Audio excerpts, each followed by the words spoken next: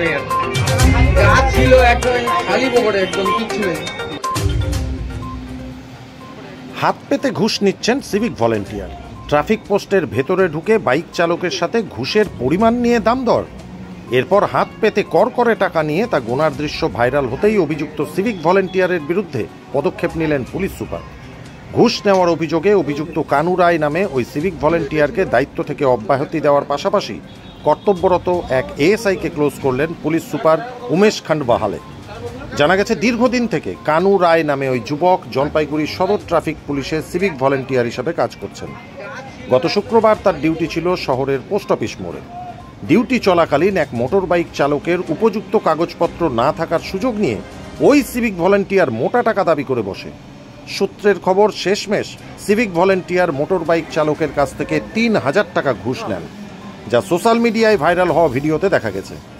Viral video police কর্তাদের নজরে আসতেই শনিবার অভিযুক্ত সিভিক ভলেন্টিয়ার কানু রায়কে কাজ থেকে অব্যাহতি দেয় জলপাইগুড়ি সদর ট্রাফিক পুলিশ।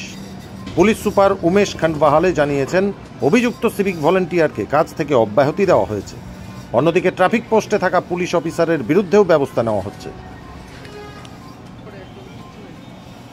হাত পেতে ঘুষ নিচ্ছেন সিভিক ভলেন্টিয়ার। ট্রাফিক পোস্টের ভেতরে ঢুকে বাইক চালকের সাথে ঘুষের পরিমাণ নিয়ে দরদাম।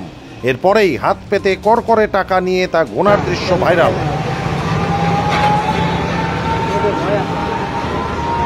ব্যুরো রিপোর্ট, সংবাদ বাংলা।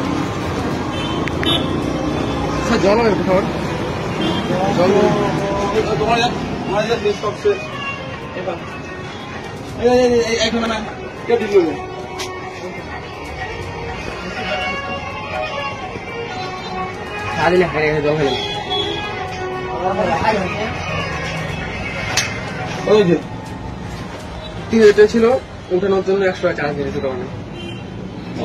বলতে হবে কথা বলছিলাম। হ্যাঁ, চার বলছিল না, 3,000 কথা হয়েছিল।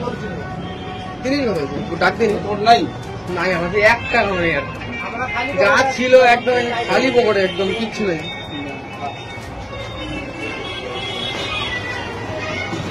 তোমার বলতে পারবো না নাই।